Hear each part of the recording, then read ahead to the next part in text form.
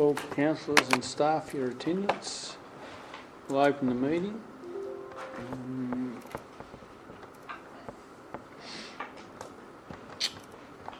Where am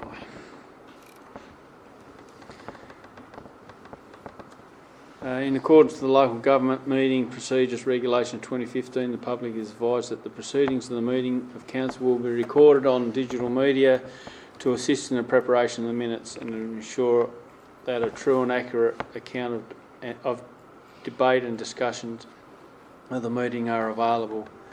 West Coast Council acknowledges the traditional custodians of the land in which we gather today and pay respects to elders past, present and emerging. Item 161 is a record of attendance and apologies and leave of absence. Everyone is here, so thank you for that. Financial interest. Item 162 is financial interest declaration. So councillors at this time of the can declare any financial interest in any item on the agenda, or may wish to wait to that before that item is discussed. Is there any financial interest in any item on the agenda, councillors, that they wish to declare now? No. Item 163 is confirmation of the minutes. That the minutes of the ordinary meeting of West Coast Council held at the Council Chambers Tuesday the 27th of May, a copy which having been previously circulated to the Council prior to the meeting be confirmed as a true and accurate record. Someone like to move that way, please? Move Councillor Butterfield, a seconder. Seconded Councillor Jordan, sorry. Put it to a vote. All those in favour? Against? Carried. Item 164 is public participation and question time. We have no one in the gallery. Do we have any questions from the public? General Manager? No. We'll keep moving. Item 165 is council raised issues and information.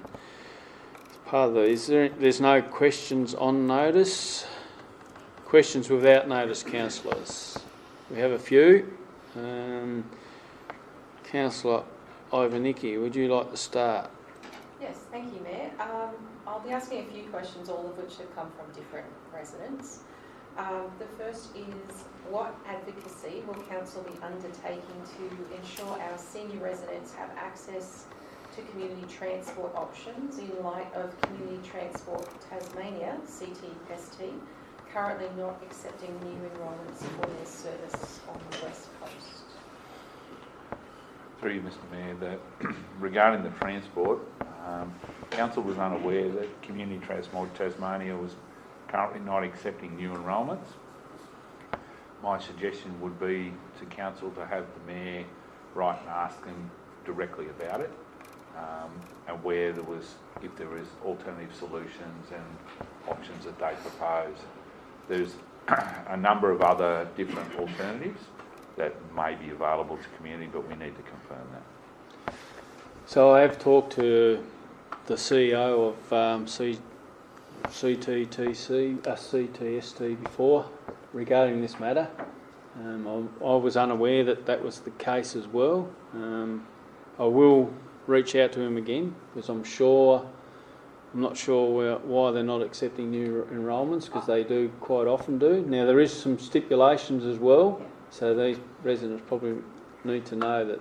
And through you, Mayor, they are qualified. I can give you more information about this particular rest. They are qualified, but I understand there's a considerable backlog. Yes. And that's certainly contributing to the inability to take on new clients. Yes. And I think one of their issues is drivers as well. They do rely on a pool of volunteer drivers, which they have reduced. That pool has reduced but they have got 2 permanent drivers. I'm not sure whether both of them at the moment are driving, which also causes some issues. So yeah, we'll certainly take that forward with the CEO of that organisation. Thank you. I'll continue on. Yes. What update can Council give the community regarding the status of the Earth's Black Box project located at the Queenstown Airport? is council funding directly or indirectly any portion of this project? Through you, Mr Mayor, the circumstances are council considered the lease arrangements in relation to supporting that project at the Queensland Airport. I'm unaware of any further contact since around August last year. The dynamic for it is that I'd take it on notice and follow up with that particular development applicant. Given that they have a development approval, they have 2 years to activate. So I'm unsure as to where they are in terms of their implementation. And just on the point that council funding, well, we weren't. There was no funding of council That was for my that understanding, project. but I wanted to be able to assure. Yep, that's correct. Yep. So, and I guess from the proponents were going out looking for funding. The UTAS were part of that proponent as well. So. What are council's plans regarding the official openings of the Strawn Gym and Multipurpose Centre and the Zeehan Gym and Pool? Will the public be invited to inspect these facilities prior to them being available for regular use? Through you, Mr Mayor, I can probably pass to Sarav in terms of where we're up to with the Fennel Visitor. Yeah, all the facilities are ready. At the moment, we are waiting for good weather to do the car parking and all. The bitumen works, I think, completed for both the establishment. Getting the occupancy certificate is another way forward plan to get it obtained by this month. And I think for the opening and inauguration, it's our team is dealing with the ministers to get the dates and all. At the moment, facility is ready. To allow people is a council decision, but we normally don't want anybody to get in before occupancy certificate will be received. So we are targeting by this month all sort of work will be done and it will be fully ready for inaugurations. So that licensing is happening through GM office, I think. We will update shortly. I think just with regard to that, I think some of the past projects that we've undertaken have probably been poorly opened, and we haven't had the political people there that we should have had. And I think we need to be waiting and making sure that these federal politicians are available to open the premises, given that it is Commonwealth funding that's part of the funding for these projects. So, and hopefully that we do communicate that with the community when these ministers make their time available. And I'd like to see that we write to Gavin Pearson, ask him to come, even though he's not, he won't be standing. He was instrumental in getting that money.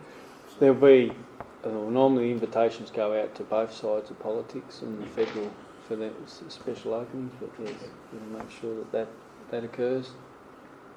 Yeah, and through you, Mayor, I mean, these are significant investments that we've made in our community and they're not to be taken lightly. And there was a lot of angst when we started these projects, and I think now people are starting to realise just what we have invested in our community over the last 10 years or so, and including our mountain bike trails and whatever else. And sitting around this table, it hasn't been taken lightly, the investment that we've made in our communities, and I think that should be noted.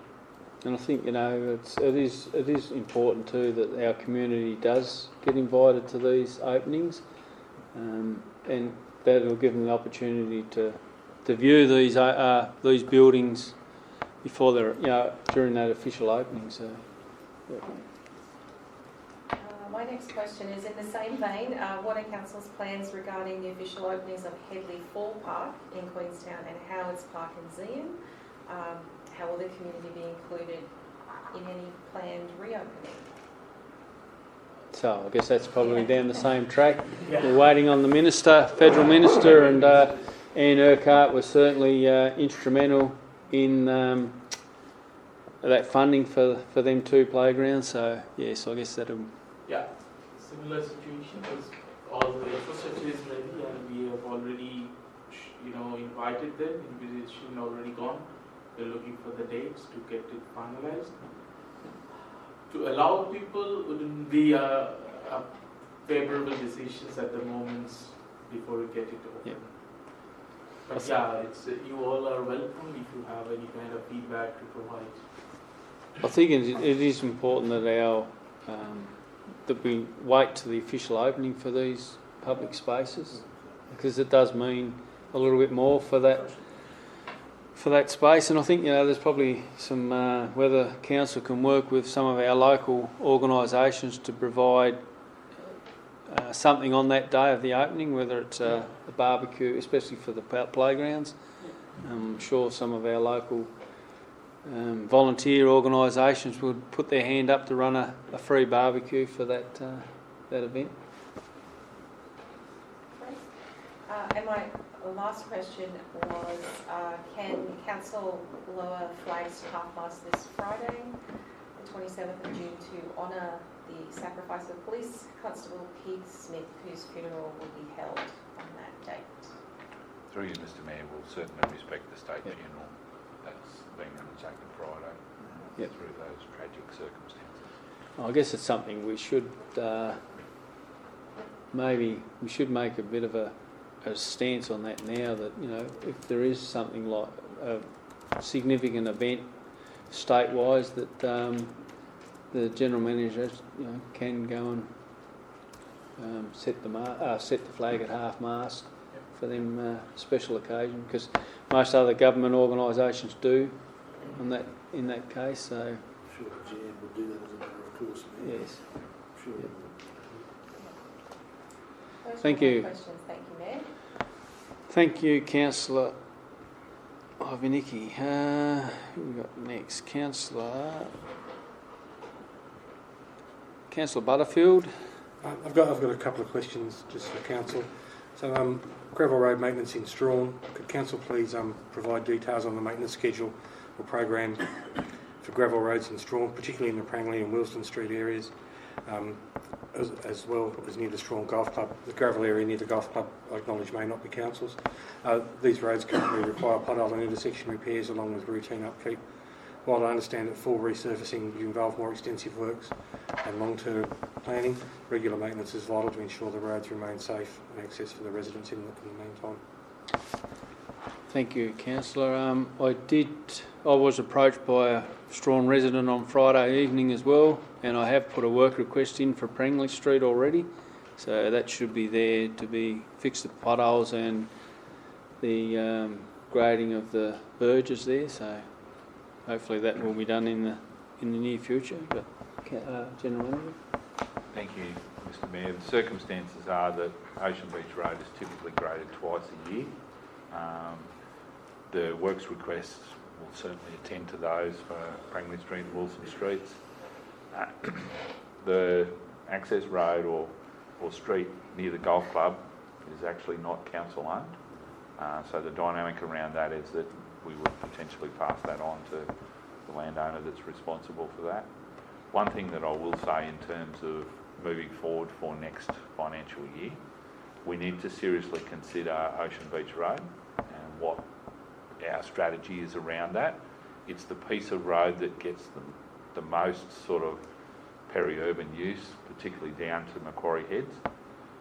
It gets a lot of use from tourists, and actually understanding and sitting down and looking at what the maintenance costs are and what investment might look to reduce maintenance costs is one particular area where we could do a little bit of strategic thinking in terms of delivering a lift in standards, but actually diminish our need for more, regular maintenance. It's our gravel road that I've discussed with past managers and staff around. That's the one that we get all the complaints from because it's the highest use of all our gravel roads. So if we're able to manage that, it may be a significant step forward for us. Just with regard to the Hedge Road, are they still logging out of that? No. They're not. There's talk of loggers going back, but that's just talk. Because I know that when they were logging out of there, we did expect them to which I don't think was ever I think followed they up. did. I think they did. They Yeah. did step up and put some money into it. Yep. Thank you. Councillor Butterfield? All right. Recycling bin services at the Queenstown and other transfer stations. Can Council confirm whether a genuine recycling bin is still available at the Queenstown transfer station for items such as recyclable bottles and containers not eligible for the container refund scheme? Feedback from the weekend is that there currently isn't one at the Queenstown transfer station, and a similar recycling service is available at other West Coast transfer stations. Well, we have talked about this before at a previous council meeting, that they were removed because of contamination in the bin. So I guess, General Manager, education is one thing that we discussed in our workshop today, so of our community around recycling. Also, Mr Mayor, is it possible to put either magnets or the sticker for the recycling in with the rates notices that might be able to get a bit more education around the community? Good idea, Councillor. Through you, Mr Mayor, I think that's a positive step forward in that education space. Yeah, just on that, the presentation from Darvin Waste, they had some really good magnets at Strawn on the weekend. Did you want to add any more to that, General Manager? I think we've got it pretty well covered. Yep. And the other question I had was public toilets in Strawn, and I know that public toilet opening hours have been raised many times, but on the weekend again in Strawn during the solstice activities, where there were extra crowds around the area of the slipway, the toilet was locked at 6:30 p.m. and the sign on the door clearly states it closes at 7. So, and consideration should be given to opening hours at public facilities, especially during these times when there's more crowds in specific areas. 7 o'clock closure is too early, especially in the summer months. Through you, Mr Mayor, certainly take that on board. I'm surprised that the facility closed at 6:30, but certainly we'll take that up. I'm not General Manager because I don't think there was a lot of liaison between the organisers of the event and the council. I don't even think there was a traffic management plan done. I'd be surprised if there was.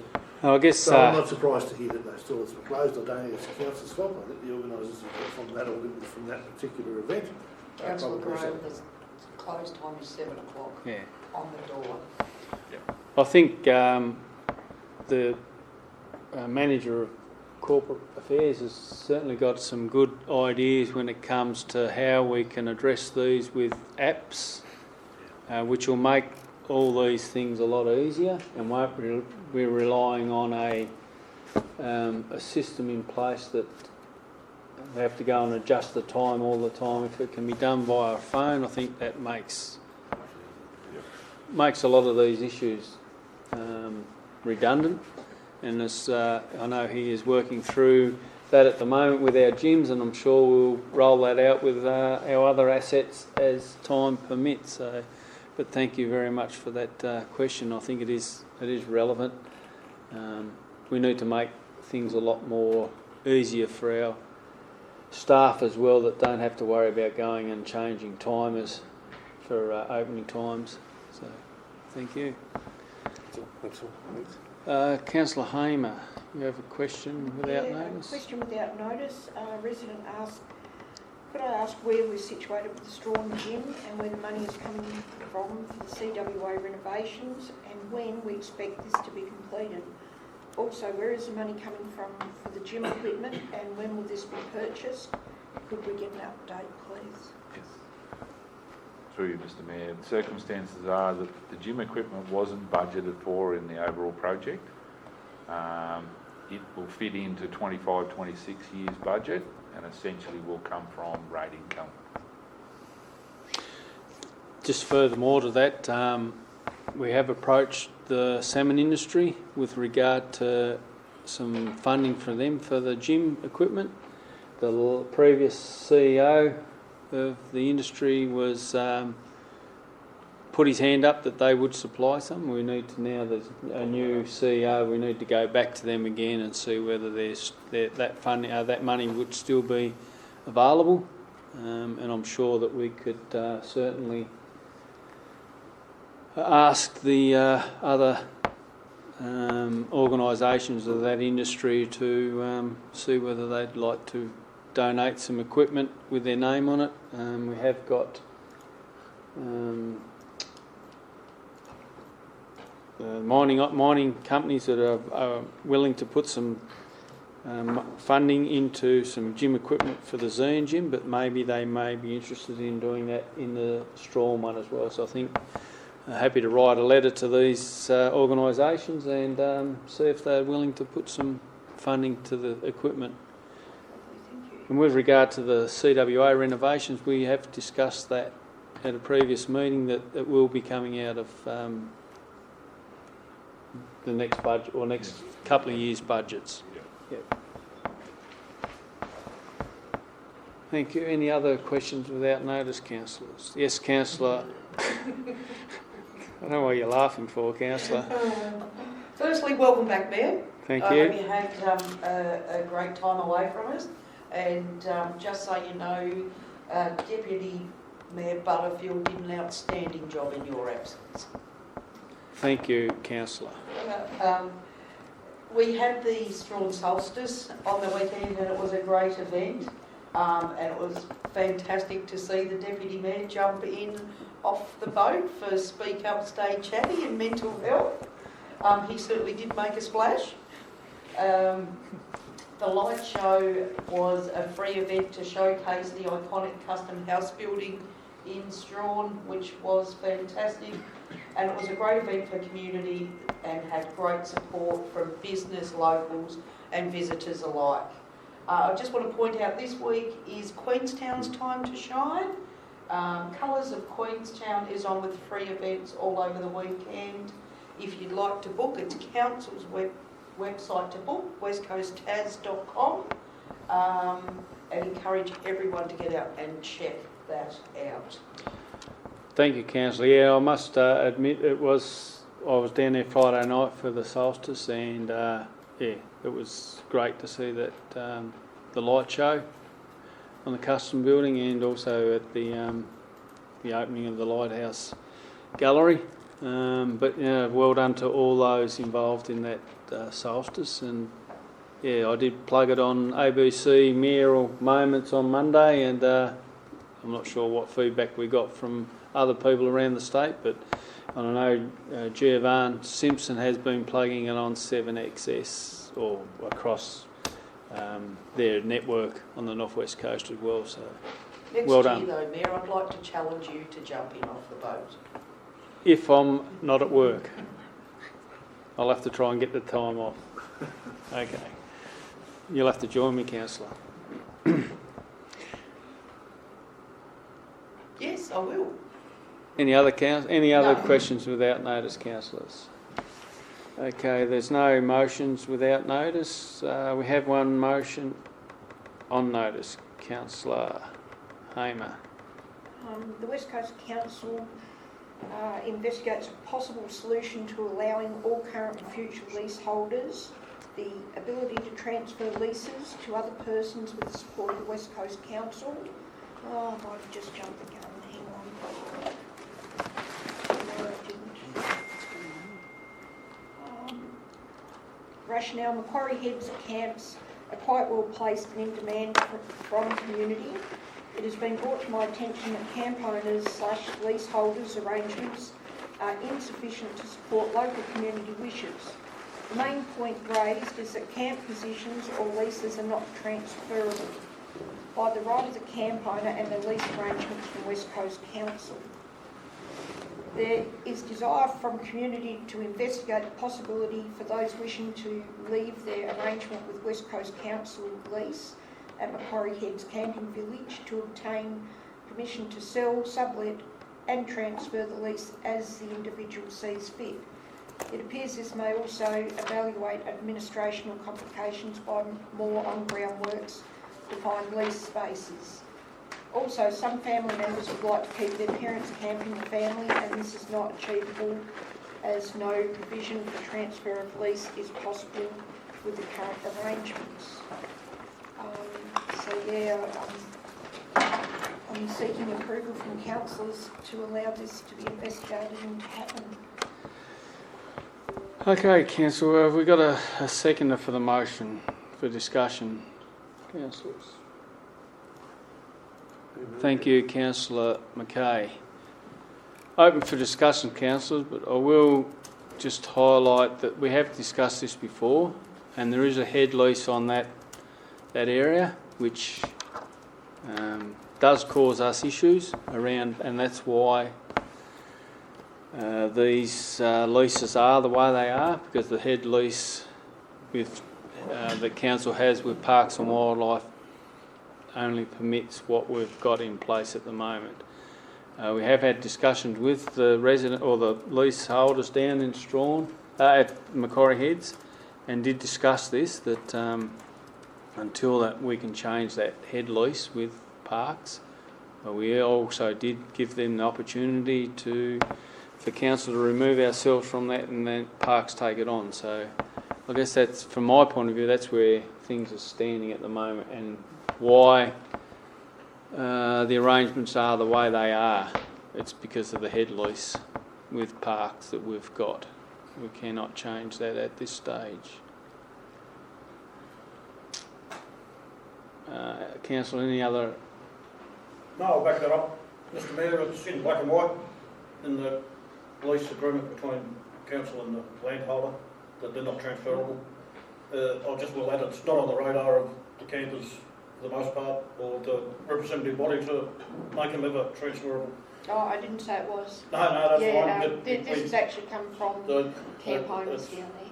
Because if they become transferable, then it's a saleable asset, and God knows where that'll go. So, I'm sorry. I mean, people can sell their camps, that's fine, but you have to make the buyer know that they've got 14 days to remove the van and whatever's there. The site's not theirs. They can buy the gear off the site, but it has to be removed in 14 days. The site doesn't come with it. And then you fall into the category of having to lease whatever other sites available under the new arrangements, which is the current lease that we have, and that is considered in the pricing structure that's up for automation tonight. So, and we thought we made everyone that was a camp owner understood that. Yeah, no, it is something which has been brought to our attention before about parents and wanting to be able to allow their siblings to take over the lease ownership, but that's not what the head lease allows, which is why we can't do anything. That was something that was hoping to have discussed.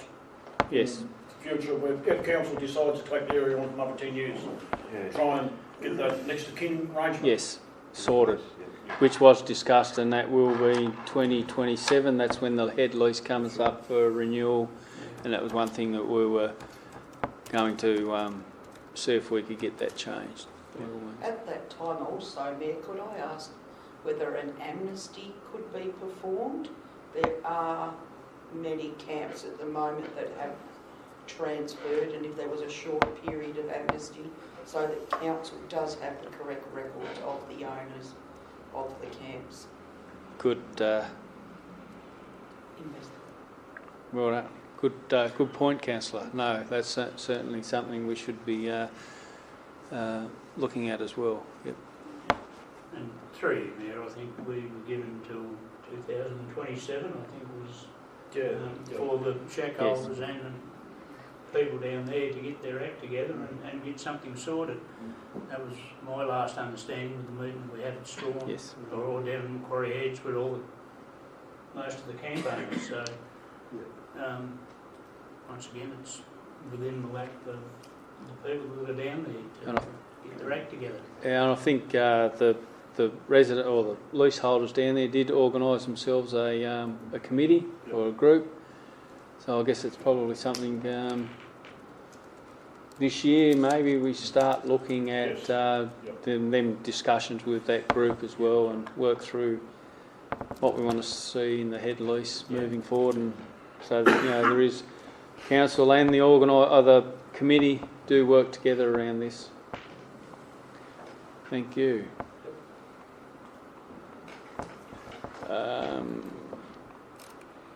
You happy with that, councillor, or do we need to put that to a vote, I guess? Motion. Yep. Councillors, we'll put it to a vote if there's no other discussions on the matter, for or against. No? Sorry, I'm not particularly clear on what I'm voting for in the motion. Can somebody... It is a difficult motion because Yes. we can't change, we cannot exercise the provisions of this motion should it get up. So it's a conundrum. I'm not sure what to do with that, GM. I've not struck that before, to be honest. Through you, Mr Mayor, the motion reads, Council, West Coast Council investigates the possible solutions to considering allowing current and future leaseholders the ability to transfer leases. So it's the possibility, it's not actually changing it. And with due respect, the conversation around the head lease is probably where this would come back to council to say, look, the head lease, this is what we've got to do. We need to engage stakeholders and partners in the process, but I'm certainly happy for council to consider the motion as it is, given that it's investigate. Because if there's changes to fee structures or there's other things that have got to be done as part of, changes to the head lease and leases into the future, well, it certainly makes sense to investigate that, to have a more informed discussion. Thank you. Okay, thank you. Okay, we'll put to a vote all those in... So the motion is West Coast Council investigates a possible solution to allowing all current and future leaseholders the ability to transfer leases to other people with the support of the West Coast Council. So we've had the discussion. We'll put that to a vote. All those in favour? Aye. Against? Motion carried. Thank you, councillor. Councillor Diary, item 166 is Mayor and Councillor Diary's communications. For noting any discussions on any of that, councillors? No discussions. We'll keep moving then.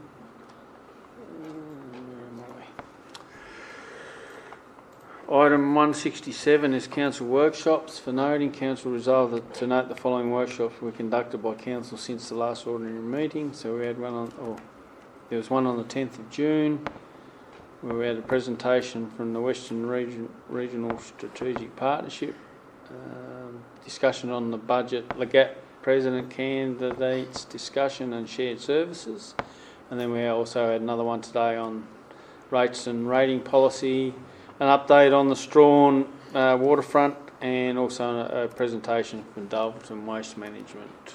Can I just note that I wasn't available for the 10 June workshop? Okay, no worries, councillor. Yep. And of course I wasn't here either. So. Yes, councillors' workshop attended. So, oh yes, right. So that needs to be put on there. Yep. Thanks, Councillor Graham. 160.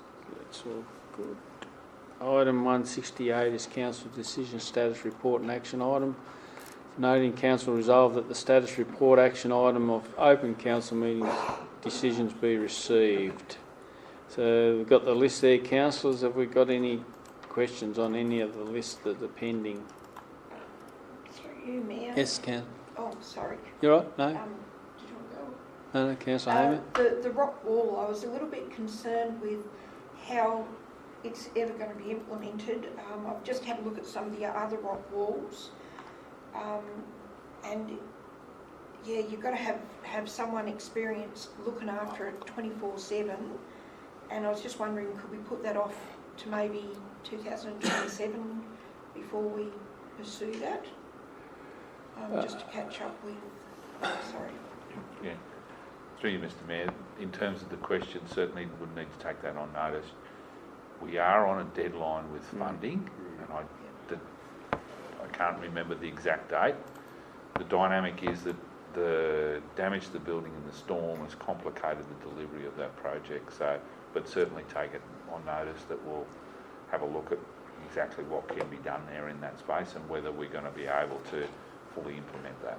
So it was a Tas Community Fund grant that we got for that climbing wall, and that at the time I believe that we were in discussions with professionals around that wall as well. So it's not something that we've just gone about and put up. There has been the professional rock climbers that were engaged to look at what was needed.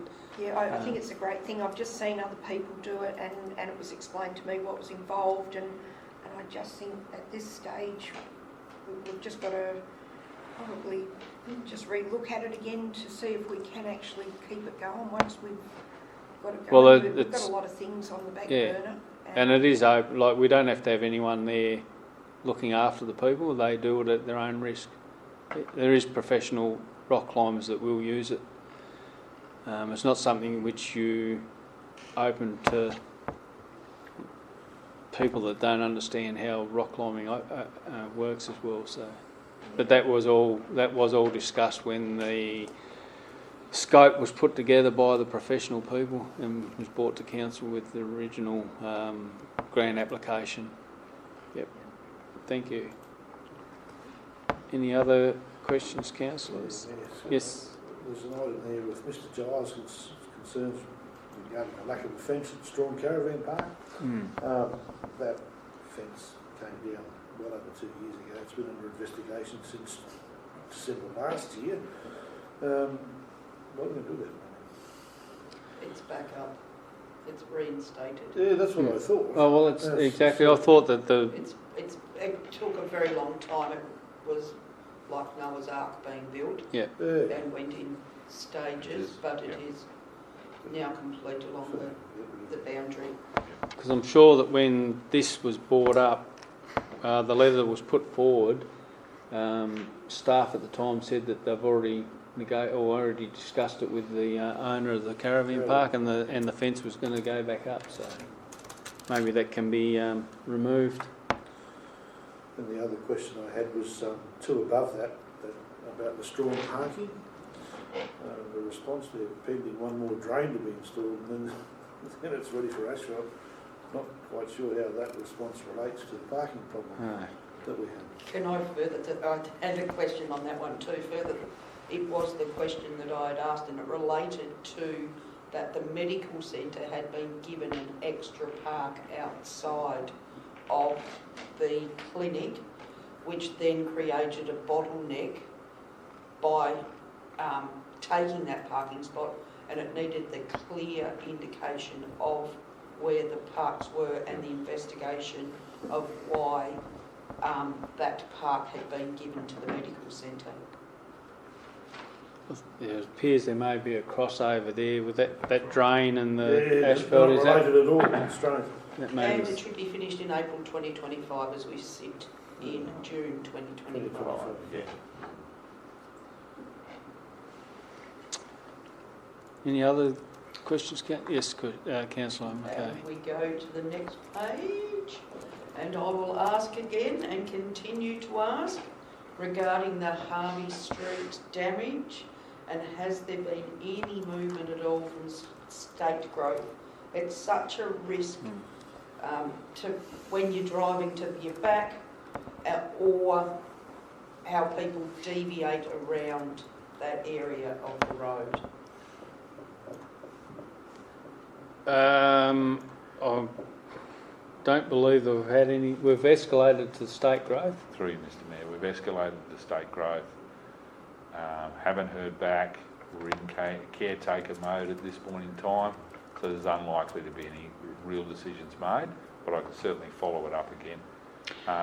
Just to add some background thought to that, subdivision further up in the catchment, adjacent to the football field, been working with the consultants in that space.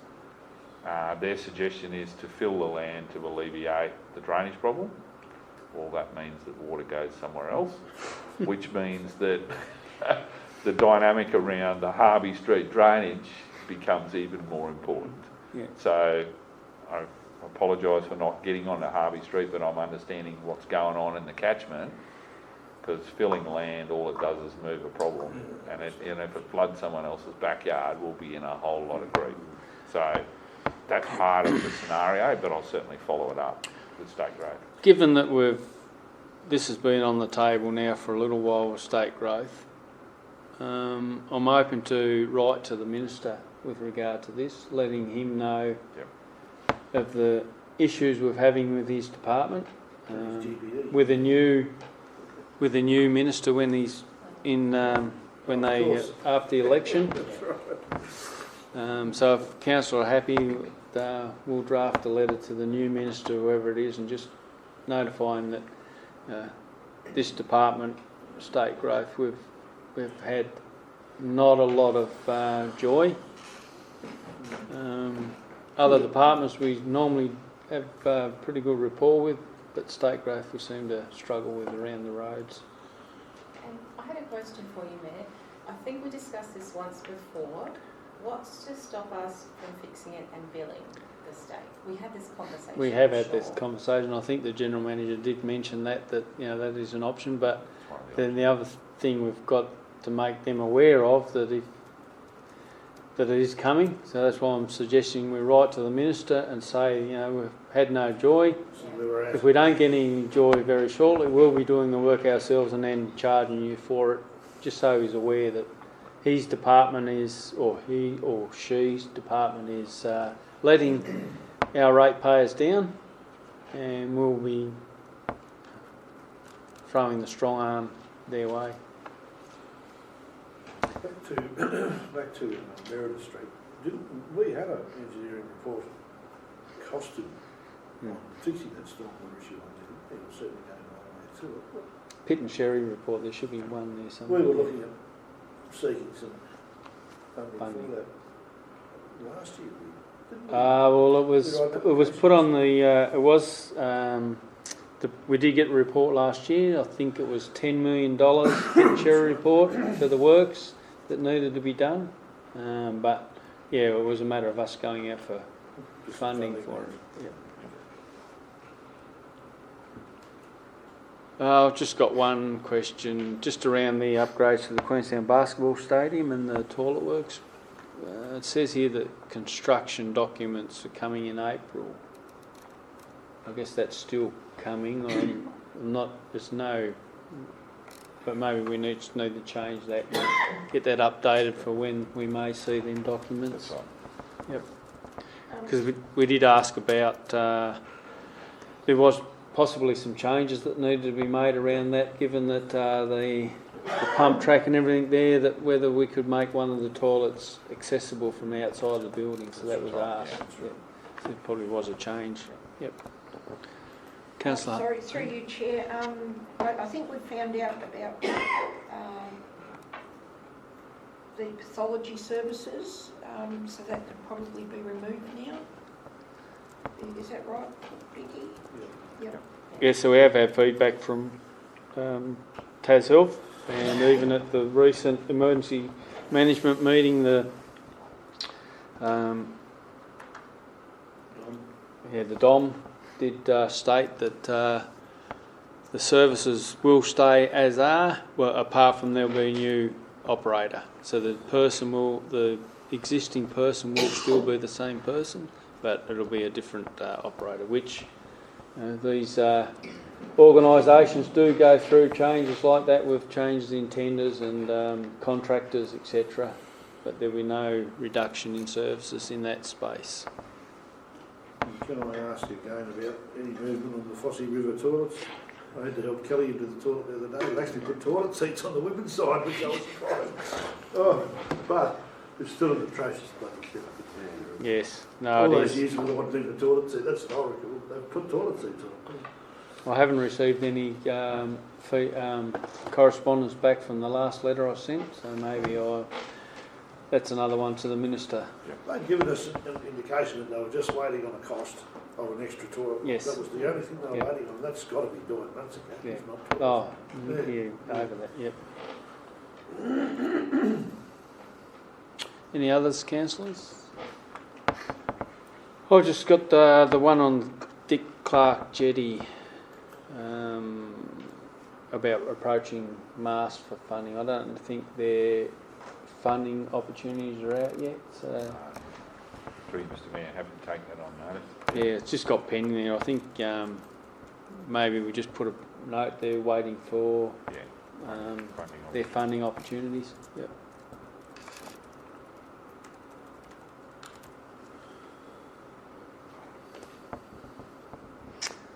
Okay, any others, councillors?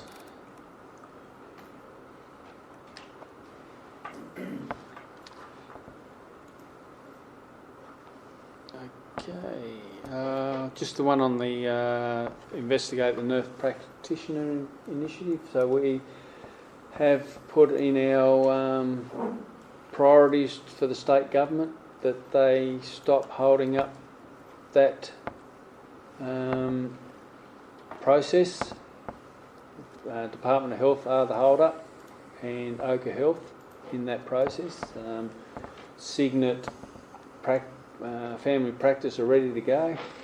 Had a discussion with Ben Johnson with the Department of Health last week, and the West Coast Nurse Practitioner program has now been fully funded. Yeah, so it's been funded by the federal government. But it's been run out by the Tasmanian Care Service, so it is now given the go ahead. Right. So Michelle Duggan has the money ready to roll. Yes, no, she's had the money. Program's ready to roll. They've had the money for the last 2 years, but Department of Health would not come to the party with allowing them to operate in the Ochre Health building. That discussion indicated Yeah, and they also have discussed with the Rural Health. They're willing to allow the nurse practitioner to work out of the new premises in Orr Street, but then Ochre Health still will not take up the offer if they refer a patient to the doctor.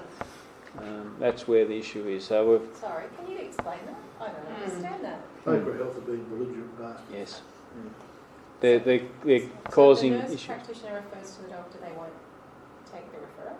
Is that what you... at this stage, yes. Oh, I didn't know you could do that. I mean, I deal with doctor referrals all day. No, that's a big shock. So that news article was only last week. So they indicated that the program's ready to roll out. So we need to see whether that is the case. So we have put that into priority anyway to make sure that happens, along with the community paramedic. So again, Same program, yeah. same program. Department of Health are holding that up at the moment, and they can't supply paramedics. Tasmanian Ambulance cannot supply paramedics at the moment, although I believe we have a new paramedic in Queenstown at the moment. So, but we're still a number of paramedics short on the West Coast for the allocated numbers that they have allocated. Yep. Okay. Item 169 is Committees of Council Report and Recommendations. Council resolved that the Council Committee report as presented be noted, which we have none. Item 170 is the General Manager's report. That the General Manager's report as presented be noted. Someone like to move that way? Move Councillor Newman, second Councillor Hamer. Open for discussions, Councillor. Any discussions on the General Manager's report? Yes, Councillor Mackay. Customer and Corporate Services, page 31. I would just like to thank Joe, Bill and the team. The deep dive and the background work on the organisation's finances and the likely delivery of a surplus for the financial year after we thought we'd be heading into a deficit is an absolute credit to the team at Council. The presentation of the finances now is very easy to read and to absorb, so now it's time for us at the table to implement some great strategies for the up and coming year, 5 years, 10 years. Thank you, Bill. Thank you, Councillor. Yes, no, I must applaud the staff for that. Given that, we were told that we were a basket case as such, and we're not as such. We are probably one of the councils in Tasmania that will be looking at a surplus, so which is great. Now, whether it's a small, but it is a surplus, and which is great to see. So thank you, Bill and your crew, and Scott as well, to be working through that and come up with a positive result. Okay, any other? Yes, Councillor Mackay. Page 53, the planning and compliance. It seems that we're seeing a drop in planning permits, visitor accommodation, new developments, building permits. How can we facilitate a growth in this area and make the process smoother for proponents? General Manager, will you? Through you, Mr. Mayor. The broader circumstances in the economy is actually influencing confidence. We're seeing it in a few particular places in the economy where the tightness of personal budgets, respectively, people might have spent their surplus that they saved over COVID. We are still seeing a few applications. Dare I say, it might be the calm before the storm, given that when several of these projects go, particularly next to Iconic Walk, which is the next one, Hydro's application is actually in for Tulla. So that as the momentum grows and people see confidence, and it's one thing that I've raised consistently at the Western Strategic Regional Partnership is to build confidence in the market, someone needs to go first. And I've said to the players around the table, who's going to build the first new house? And that dynamic actually changes confidence, and then you see movement with applications.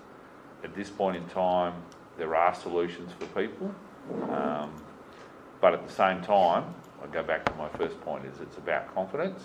As soon as we see a development application approved for hydro, everybody's going to come knocking on the door and say, right, okay, how do I get a piece of the action? How do I get a piece of this pie? So we've got the new service station being constructed as we speak in Tulla. The camp in Tulla as well is on the cusp of going out for public exhibition. The dynamic is when you see a few things starting to move, I anticipate that we'll see others respond in terms of what they're going to do with their assets. Thank you. Thank you, General Manager. Just one comment I'd like to, we've talked about and we've had the presentation from Dalton today at the workshop, but if you have a look at our curbside recycled collections have gone up over the last 12 months, which is great to see that more people are jumping on board with the recycling, and I guess the more education we get out about that, the better off, the more people do jump on board, and I think, it's probably something we may need to start leaning to, whether we make that a compulsory acquisition for our residents as well in the future. And I think the shed that we're building and get the infrastructure in place, and then certainly have an argument. That's right, exactly. And and when you look at our Zine landfill monthly tonnage, that's dropping. So, which is good to see that our community are trying to reduce waste wherever they can, which is great to see as well. So, well done to the community. And no vandalism reported again this month. So which is great to see, and we're a standout in the community around the Tasmania, because a lot of councils are at the moment capturing a lot of vandalism on their assets. So thank you. Any other discussion? Yes, Councillor. I have some questions. One in the GM report on page 66 from the West Coast Visitor Info Centre information. First of all, I wanted to congratulate them on their recent survey results. It really demonstrates a very high level of service. I think they're tracking really well. However, on the flip side, when we looked at the people that were completing the survey, it's just so disappointing to see so many overseas visitors. Only a third of them make it out west. That's kind of what I took away from that as Yep. well. And I know of Destination West Coast and other businesses are doing all that they can, but it's just a bit harsh when you see it in black and white. It's been skewed in the past by the big ships coming in. Under international. And I guess That's got a lot to do with skewing those figures. I can't hear a word you're saying, Councillor Grove. Sorry, I'm afraid to be crooked, mate. No, I think those figures are skewed a lot by the tourist vessels, the ships, the cruise liners coming in terms of the numbers of internationals hitting our shores. It skews it considerably compared to the mobile international tourists who do come out our way.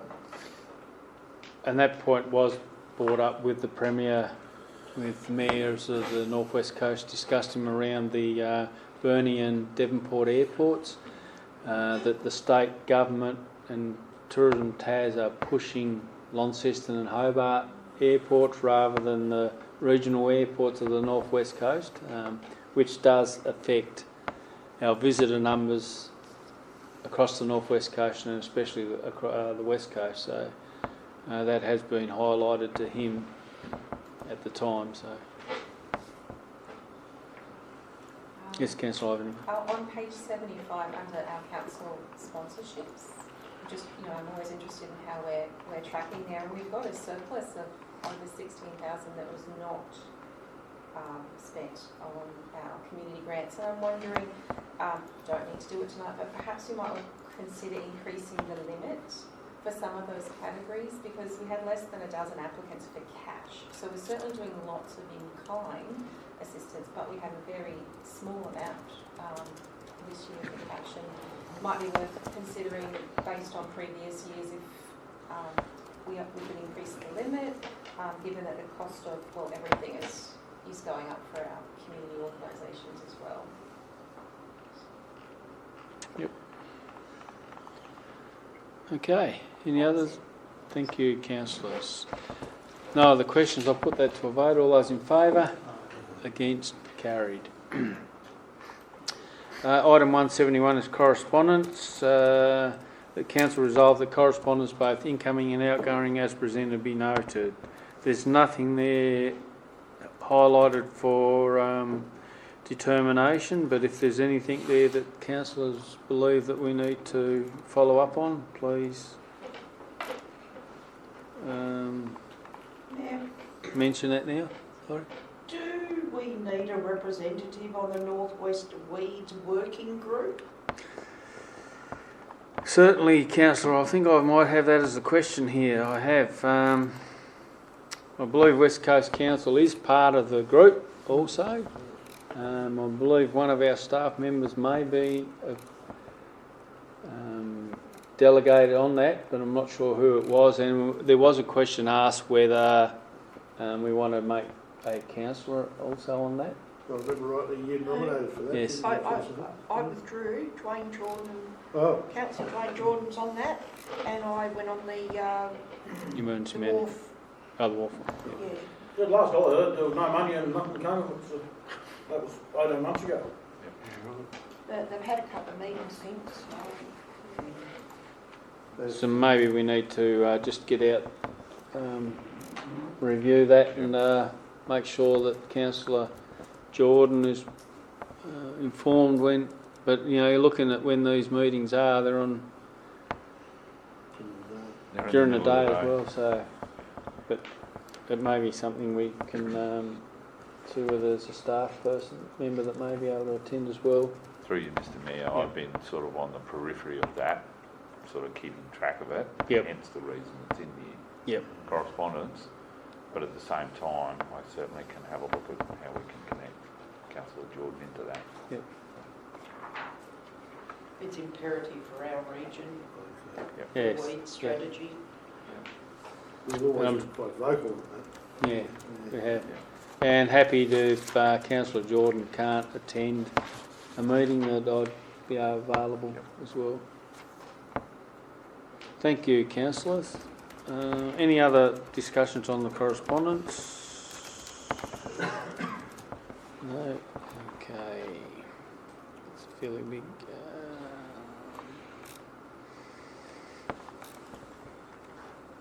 I see they looks like they've started doing some work around gorse as well, which they said it's pretty hard to do anything around that, but it's good to see that at least there's something happening there.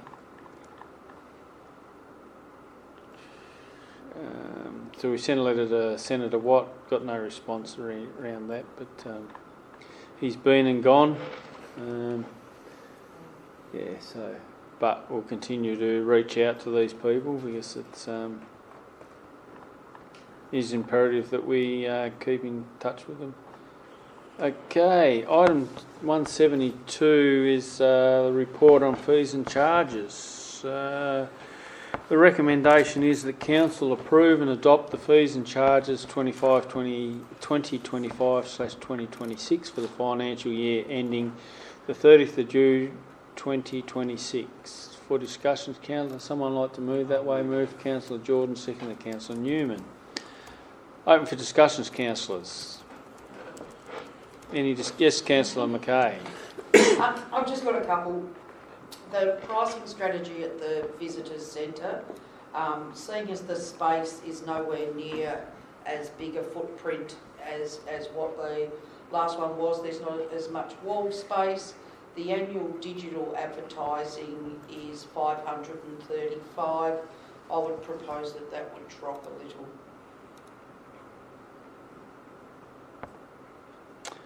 General Manager, are you? Through Mr Mayor, I'd probably defer to Bill as to whether we embed that recommendation. Yeah, through Mr Mayor, I'm happy to make those changes as suggested. As you said, so the circumstances have changed in terms of being able to apply that fee. Remembering also as part of the report saying that each of the groups of the fees will be examined in depth throughout the 25-26 year as well. Yep. Look at how we charge, what people are getting, benchmarking this against other councils to make sure that we're providing value for money. I wouldn't have a problem in normal years, only while the centre is in an interim space. Have we got a feel for what that cost may be, or that charge may be, Councillor? I would say the discount rate of a DWC member.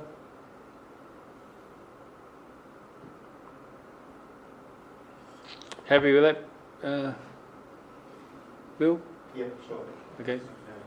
Is the assessment for plumbing application $3,000? Is that what it costs us at the moment? Do you get somebody here to assess it, or we previous figures? Again, the planning and compliance area is one area where I'm basically recommending a freeze of all of those fees and charges and what we're currently charging, and that'll be one of the first cabs off the rank to have a look at it, because the initial benchmarking exercise has shown that our fees are really large in that space.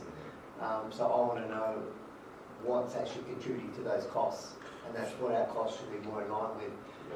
We want to encourage development, and we don't want to end up with fees that scare people away. I agree. I mean, some of those costs will be high, isn't it? Yeah, for $3,000, if we're paying that much for a plumbing certified, well, we got the wrong guy. Yeah. No, well, that's it appears these are the current fees. Yeah. Very good. Thank you. So, any other questions? Yes, Councillor Ivany. Yes, mine was about the structure of the gym fees, understanding that we'll be doing an extensive review, but it does seem very high, the casual rate per session of $17. And I'm just wondering where that comes from.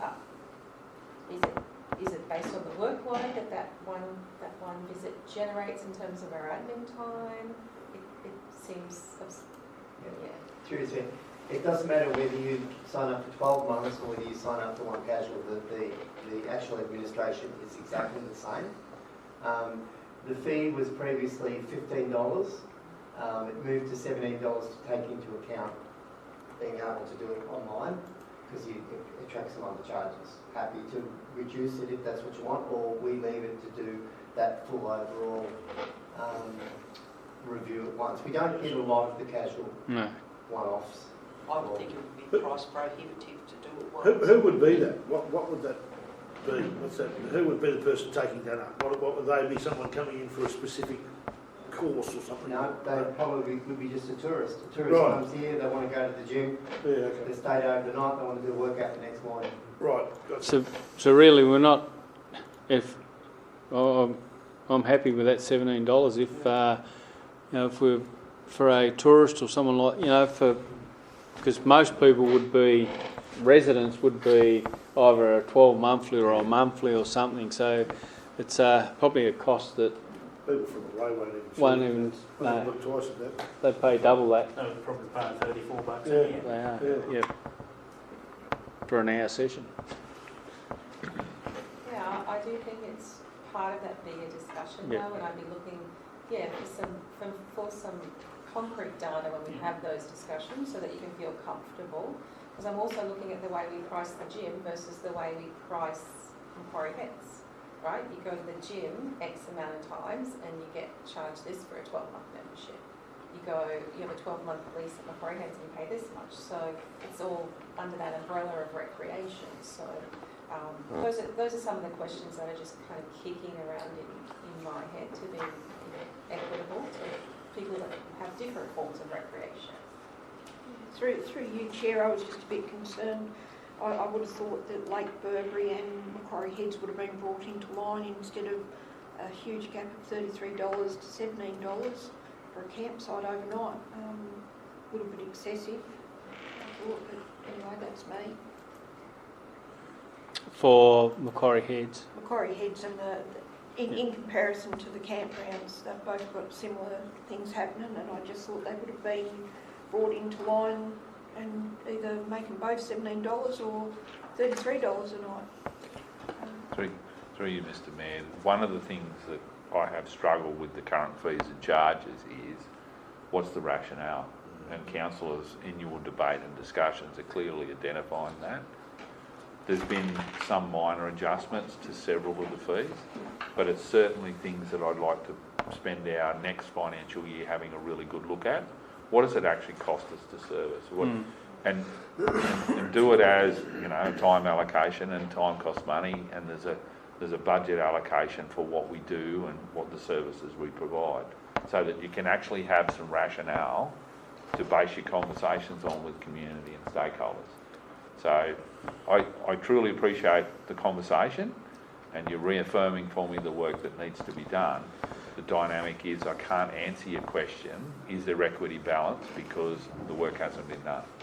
I guess the other thing on that point of view is also that there's a lot more cost around the Macquarie Heads access, like the road, and we have talked about it tonight, the road gets graded twice a year, so there is a fair cost to the ratepayer. $33 is probably on the money. I quite often go to the North East Coast to the camping ground there, it's $50 a night, and you don't get, there's a long drop, the road's a lot worse condition than what the Heads Road is, and that's $50 a night. So $33 I think is quite amicable. Burberry is $17 a car, so that's not terrible. Yeah. And through you, Mayor, I mean, the discussion that we're having is a long-term one. I mean, we've had this discussion around the table with donations and in-kind support compared to the cash component. So I think we can sit around the table and chew the fat on these subjects next year. Okay, any other discussions on that, councillors, before we put that to a vote? No other discussion, we'll put it to a vote. All those in favour? Against? Carried. Okay, item 173 is a report on Code of Conduct. Recommendation is the council acknowledges the Code of Conduct Complaint Determination Report. Someone like to move that way, please? I'll move that way. Someone second it? Seconded, Councillor Hamer. Open for discussions, Councillor. Any discussions on that? Through you, Chair, I don't think we're allowed to discuss it. It's only for acknowledging. Yes? Okay, that's fine. We'll put it to a vote. All those in favour? Against? Carried.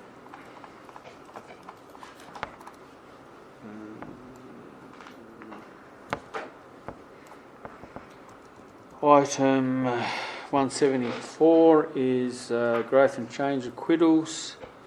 Appendix 1 is the Lions Club of Rosebery Mother's Day High Tea acquittal. Recommendation that the council note this report and attach acquittals from the Rosebery, Lions Club of Rosebery. Any discussions on that, councillors? No, it looks like it. Looks like it was a good event. And it's a comprehensive acquittal too. It is, yes. It's great to see these acquittals. Yep. Getting to the level we're after. Thanks, councillor. Item 175 is a report on 20-year preventative health strategy. The recommendation is, if I can find it, is the council receives and notes the discussion paper 20-year preventative health strategy. Any discussions on that, councillors? Yes, councillor. I read it quite extensively, as you probably guessed I would. And look, it's a strategy put out by the government, and what I don't see in it really is how are the systemic barriers addressed. So there was lots and lots of stuff covered in there, like the remote was kind of peppered through there, but there really wasn't an acknowledgement of the very barriers that both the federal and the state government put in the way of, in particular, people in remote communities. So I did want to flag that, and I actually think it would be something that the Livability Committee would be well placed to comment on. Most definitely. Like you. And I guess that's probably, we wouldn't expect a lot less from a state government report. And it, it's good to see that our West Coast health strategy probably delves into our issues a lot more than what this. This is typical of a strategy document from all levels of government. It's full of high glossy stuff, but there's no detail on how they'll achieve it. Absolutely zero detail in how they'll achieve it. Nothing about how this is going to be achieved. So, but we've addressed that at our level, as the Minister said, with our health strategy. It's not a 20-year strategy, but it's what they have touched on here, which is really, really horrifying in a lot of ways, is where Tasmania sits on some of the statistics health-wise. It's horrifying. 1 in 7 people still smoke. But some of these stats just blew me away. I think it's Councillor Graham, 6% get enough fruit and veg. Yeah. I see that every day. But there's no mention of the constraints around that and how they're going to overcome that. We've looked at that and nutrition on the West Coast, and we've written it into our strategic document how we're going to work and hopefully make a difference in there. So 1 in 5 people aged 18 to 24 can consume sugary drinks daily. Just 1 in 10 Tasmanians they run out of food before they get a next source of income to purchase more. It's amazing. Some of these, 1 in 5 Tasmanians spends more than 8 hours sitting a day. These statistics are horrifying. 4 in 10 people drink alcohol every day. Well, that's not uncommon in rural and remote areas, but it's pretty high. It is, and I guess, when you look at what our health strategies put together and what, I guess, actions we've taken with regard to even the community garden here in Queenstown, with assisting the Press West to work through that and get that up and running, and so they're the things that will help our community with nutrition and them vegetables and fruit that we're missing. Here's a big statistic that we have been putting a lot of effort into trying to facilitate a pathway forward is by 2050, 25% of Tasmanians will be over 65. 25%, that's a quarter of the state. Through you, Mr. Mayor, that page 144 of the agenda is the opportunity as we work through with our stakeholders in terms of how you do, like for example, in the food space, how you motivate your food trucks to close that gap for one day. From my experience in life working with community groups, particularly children, putting something on a stick is a whole lot easier than putting it on a plate. So in terms of just simple strategies, in terms of how we tackle all those things, when we go to do stuff, okay, in the back of our mind is we've got to get people up and more active. So do we have walking meetings? Do we have different things where we actually get out and about? Do we change the way that we think about, you know, the dynamics around the consumption of a whole lot of different things, and particularly that information? There is huge opportunity if you just know the data and you go, okay, next time I do something, I'm going to do that. Make that change, because it has, respectfully, it's great for government to give us the facts and the numbers, but we're all acutely aware of the circumstance that has to start locally. The discussion around our own strategies and how we embed that has got to be a positive way forward. And what we can do is take from this the focus areas that the government has, and we can target those focus areas to seek their assistance in bridging some of these gaps in our community. So, and we've already done that. Our strategy is pretty closely aligns to these topics, so it's quite intuitive to get ahead of the game on that. Yeah. And to tell us much that we don't already sort of know for our own community, do it? Shows that we're well ahead of that, Council, doesn't it? We've done a lot of work. It does, we're well ahead, and I think it's like lots of things, we've got to start with young people, and it's got to be part of the education process is young people, and they take the message home. Exactly. Exactly right, Councillor. And we've certainly strived to change the outlook on the West Coast. Our smoking policy in our business areas, which has come to a bit of a stalemate at the moment, but that will be something we'll be working through in the near future. So good work on behalf of the Health and Wellbeing Committee as well with regard to that West Coast strategy and council staff. Business can help too, with especially with the 1 in 5, 20% of the sugary drinks, with the amount of Red Bull cans and please and that you see along on the side of the road towards mines and other places. Spot on, Councillor. It's phenomenal the amount of people that drink those drinks. It's like down in the shop, I can't stand it. Horrible thing. People buy them by the 4-pack every day. Maybe you should try it, Councillor. You reckon you need to see me buzzing around a bit more, do you? Okay, that was for noting. Item 176 is also a report on the right place. This one is also, recommendation is the council note this report regarding the Right Place program. Any discussions on that, councillors? No? We'll take that as read then. Item 177 is matters proposed for closed meeting. Council by absolute majority resolution close the meeting as part of the meeting when certain matters arise, which we know about. Item 177 is the matters proposed for closed meeting, that items 151.25 to 158.25 discussed by council in closed session. Someone like to move that way, please? Move Councillor Graham, second to Councillor Ivanicki. Put that to a vote. All those in favour? Against? Carried. Okay. Now, closed meeting. Council recommendation of the council resolved by absolute majority to go into closed session to consider the following matters, which were being tabled, time being 6:19. That late report was included in that list. That's right. Okay, yeah, so we'll need to add that in. Someone like to move that way, please. Move Councillor Graham, second to Councillor Newman. There is a late agenda item which needs to be added to that list, which will be, I guess, 185, 186, yep. So we had a mover and a seconder. We'll put that to a vote. All those in favour? Against? Carried.